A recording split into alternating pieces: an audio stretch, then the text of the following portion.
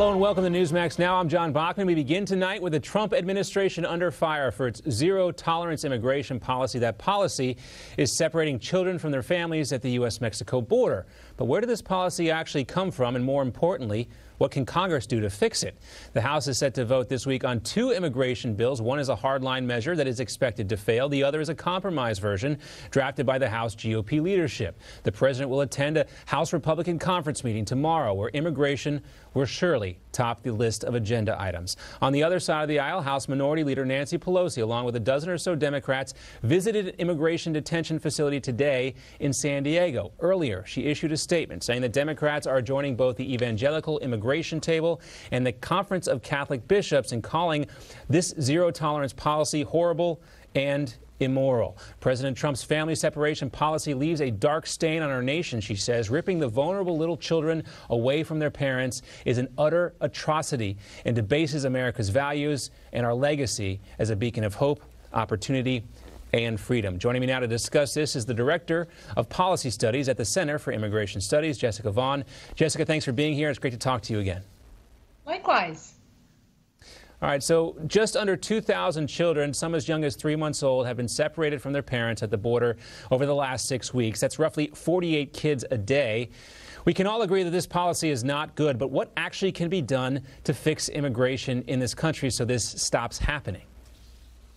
Well, there are a couple of things that could be done. One would be for Congress to get together and pass a standalone bill on an emergency basis that would overrule a judge's decision in California that causes the federal government to release kids. Another would be for families to just decide that, you know, it's a bad idea to bring their kids here. I don't think that's going to happen. That's about as likely as Congress getting together and passing a bill.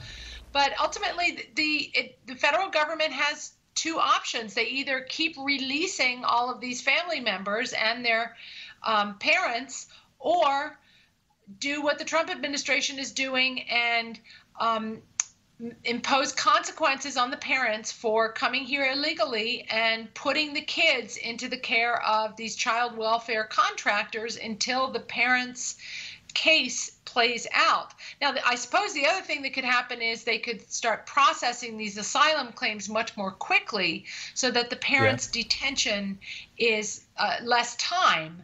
But that's going to take some time to implement as well. So, I mean, there are no good options unless Congress gets off the dime and fixes the problems in the law to give the government more flexibility to keep families together. Well, what about these two bills that the House GOP and the House Republican leadership are looking at, this harder line bill and then the more moderate version, which does include $25 billion for border security? Do you think either one of those has a chance of passing? I am a little skeptical that that's going to happen because there are this group of Republicans, a small group in the House that are unwilling to do anything really tough on border enforcement, and they have the backing of the lame duck speaker Paul Ryan, who's pushing his own watered down version of an immigration bill that would address this family separation problem but would create other problems. It offers a big amnesty, including amnesty for the kids of guest workers. It offers more green cards for people who've come and displaced American workers to stay permanently. And it does have a lot of good enforcement measures, but it is creating more problems. I don't see a lot of people going for that either. I don't think mainstream Republicans are going to go for that. So, you know, as long as these issues keep getting tied up with this question of amnesties, then, you know, and as long as people keep insisting that enforcement has to go along with an amnesty rather than enforcement for its own sake, we're going to, you know, there's going to be gridlock, and the president is going to have to do his best with the legal tools that are available. Well, the president's been very vocal about his dislike for this policy. He keeps on placing the blame on Democrats over the weekend. He tweeted this: the Democrats should get together with the Republican counterparts and work something out on border security and safety. Don't wait until after the election because you are going to lose. And Democrats can fix their forced family breakup at the border by working with Republicans on new legislation for a change. This is why we need more Republicans elected in November. Democrats are good at only three things: high taxes, high crime, and obstruction. Sad. Just this morning, this is what he tweeted here: it's the Democrats' fault for being weak and ineffective with border security and crime. Tell them to start thinking about the people devastated by crime coming from illegal immigration. Change the law. Now, Jessica, this zero-tolerance policy is a Trump administration policy enacted by Attorney General Jeff Sessions earlier this year. Can you refresh everyone's memories, though, on the Obama administration policies that led us to where we are right now? Well, the Obama administration's policy was to they started off by simply releasing anyone who came with a child. Like, the child was truly a deportation shield.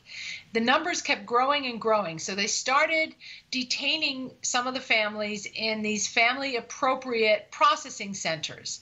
Then in 2015, a judge in California said, no, that violates an old settlement agreement from the 90s, and she said that kids have to be released. Even if they're being detained and processed with their parents, they have to be released. And you can keep the parents in detention, but you have to release the kids, which leads to this crazy situation and these bad choices. So that's what the Trump administration has to do: either release everyone, which means more will come, and that's a burden on our communities, or try to impose some consequences on the parents, encourage them to go through the legal way of applying for asylum. But I think that's a bit problematic as well. Right. We're trying to send a message. This should be a deterrent to them. Most of these people aren't really asylum seekers. They're just seeking a better life. They don't qualify and for asylum. They know how to, they know the process which to go through. They communicate back and forth. They know what to say if they are allegedly seeking asylum. Now, Attorney General Jeff Sessions was in New Orleans today, where he defended the Trump administration's practice of separating kids from their parents who cross the southern border illegally. Here is Attorney General Jeff Sessions. We do not want to separate parents from their children. You can be sure of that. If we build a wall, we pass some legislation, we close some loopholes, we won't face these terrible choices. Also, Homeland Security Secretary Kirstjen Nielsen also addressed the media firestorm that the Trump administration and her department have been under. Take a listen to her. We are enforcing the laws passed by Congress, and we are doing all that we can in the executive branch to protect our communities. It is now time that Congress asks to fix our broken immigration system. We have to do our job. We will not apologize for doing for our job. We have sworn to do this job. This administration has a simple message: if you cross the border illegally, we will prosecute you. You do not need to break the law of this country by entering illegally to claim asylum. If you are seeking asylum, go to a port of entry. She also addressed the media outcries that DHS is intentionally doing unhumanitarian, cruel, immoral, and disgraceful acts by placing illegal immigrant children in these detention facilities.